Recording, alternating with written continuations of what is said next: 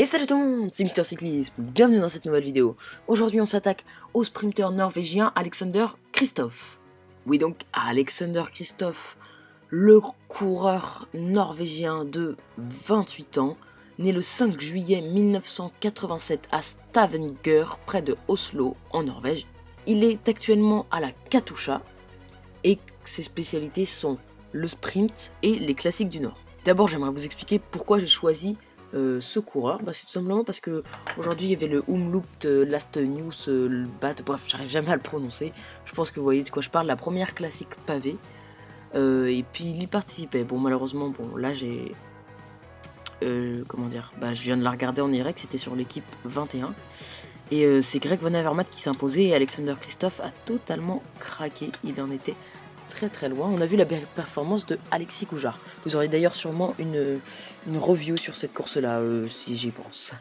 Enfin bref, on n'est pas là pour parler de cette course mais bien de Alexander Kristoff qui a notamment gagné les championnats de Norvège sur route en 2007 et en 2011.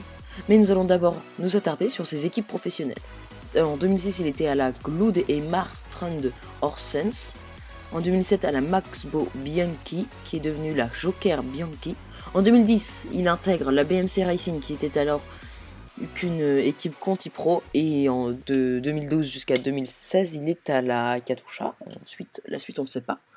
Ses principales victoires sont le Milan-San Remo 2014, la Vantefor le Classic 2014, qui est une classique sprinter, le Tour des Flandres 2015, donc ça c'est pur pavé, et le Grand Prix Ouest-France de Plouay 2015.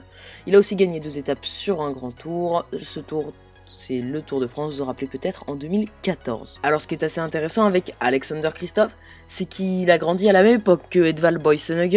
Ils étaient à peu près tout le temps ensemble, ils ont été dans les mêmes premières équipes, puis leurs routes se sont séparées.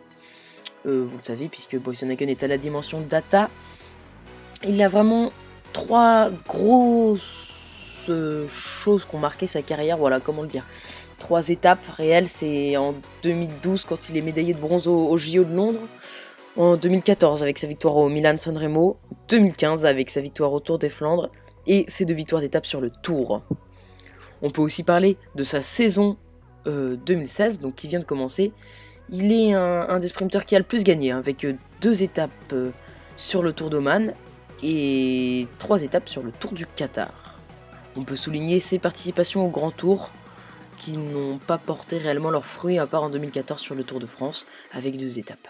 Pour en venir à ce que je pense de ce coureur, moi je l'aime bien personnellement. Enfin, on voit pas beaucoup de coureurs norvégiens. Il y avait Thor Hushovd, il y a Boasson et il y a Kristoff avec Jacobi Fuglsang. C'est un peu les seuls qui sont vraiment connus. Peut-être que j'en oublie, dites-le moi dans les commentaires. Toujours est-il que moi j'aime bien, du coup c'est quand il n'y a pas trop de personnes qui courent avec ce pays, en général j'aime bien. Et puis là j'adore Alexander Kristoff, c'est un excellent sprinter et je trouve qu'il a un vrai charisme sur le vélo. Donc oui, pourquoi pas. Si vous savez pas ce que c'est un sprinter, vous pouvez aller voir ma dernière vidéo sur le type des coureurs par exemple. Donc voilà les amis, c'est déjà la fin de cette vidéo. Comme souvent c'est Résumé Cycliste qui m'a fourni les images en fond. N'hésitez pas à aller vous abonner à sa chaîne YouTube. Et puis c'est à peu près tout pour aujourd'hui. On se dit à très bientôt pour un nouveau Cyclostar ou un nouveau concept. A très bientôt les amis, salut!